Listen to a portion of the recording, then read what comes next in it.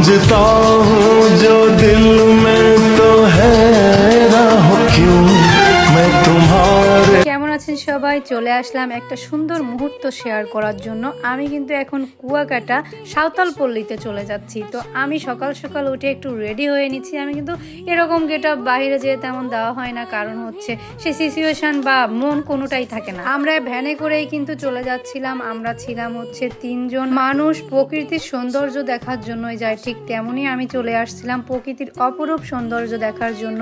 এখন কিন্তু প্রায় বিকেল টাইম। আপনি গেলেই ফার্স্ট টাইম চোখে পড়বে স্বাগতম লেখা, তার মানে আপনাকে স্বাগতম জানিয়ে নিচ্ছে। এখানে এসেই আগে এই জিনিসটার আর সবাই ঘুরে ফিরে দেখে, তো এই আমার ফার্স্ট টাইম দেখা।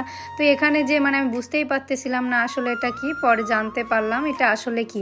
আর এখানে এত সুন্দর করে শাড়ি বোনা হয় এটা আমি আগে জানতাম না, নিজে চোখেও কখনো দেখিনি যে সুন্দর করে শাড়ি বোনা হয়, শার্ট বোনা হয় বা আপনি যাই চান।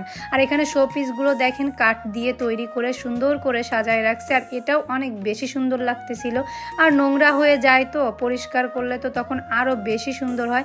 দেখেন আমি অনেকক্ষণ দাঁড়িয়ে দাঁড়িয়ে এখানে দেখতেছিলাম আসলে কিভাবে কি করে বা মানে কোনটা কি আমি নিজে চোখে দেখি নাই, তো যে এটা বুনলে কিভাবে বনে বা কি। আমি এনাদের সঙ্গে কথা বলার চেষ্টা করছিলাম, কিন্তু ওনাদের ভাষা আমি কোনোভাবেই বুঝতে পারতেছিলাম না, আর এটা বোঝা সম্ভবও না। তো আমি মানে এমনি ইঙ্গিতে আমি বুঝতেছিলাম আসলে ওনারা কি বলতেছে বা কি।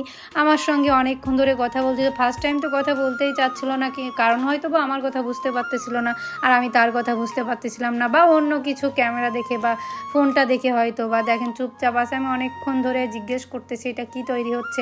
তারপরে উনি কিন্তু আমাকে একবার বুঝায় বলছে যে এই, কিন্তু আমি সেই ভাষাটা বুঝতে পারিনি, কিন্তু ইঙ্গিত দিয়েছে সেটা আমি ঠিকই বুঝতে পেরেছিলাম। মানে এখানে যারা আসে সবাই তাদের সঙ্গে কথা বলার চেষ্টা করে বা বলে। ওনারা হয়তো বাংলা বোঝে, হয়তো বা বোঝে না, আমি জানি না, কিন্তু বোঝে, মেবি হালকা হালকা বোঝে।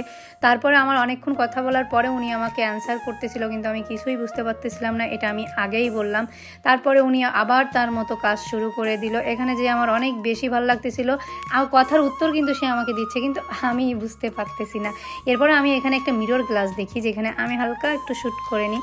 আমার ভালো লাগতেছিল। ওখানে ভিতরে একটা মানে গ্রামীণ একটা সুন্দর পরিবেশ, তো অনেক আপনি গেলে আপনারও অনেক ভালো লাগবে, তো অবশ্যই যাবেন। তারপর আমরা বাসায় চলে আসি, আমরা ওখান থেকে যাই না। এবার আমরা গেছিলাম স্নান করার জন্য। এখানে আমি এমনভাবে গিয়েছি, হাতে ব্যাগ বা কিছু, ওখানে নামার কোনো সেই নাই। আমি নামতে ফার্স্টে চাচ্ছিলাম না, আর বরাবরই আমি ভাবি যে আমি গর্তে ঢুকে যাবো কিনা বা কিছু, এই জন্য আমাকে জোর করে নিয়ে যাচ্ছিল।